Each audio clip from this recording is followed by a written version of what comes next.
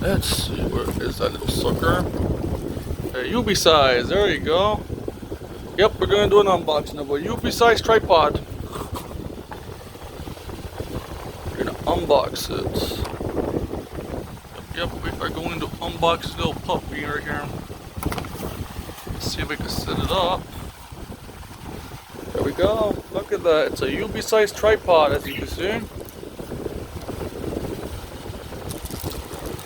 This is the tripod itself. This is the remote. This is the bracket, if I'm not mistaken. And these are the other parts for assembly.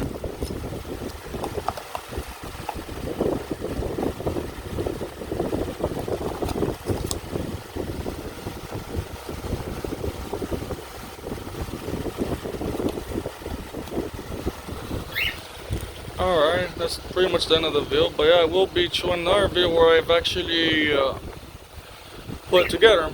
So yeah.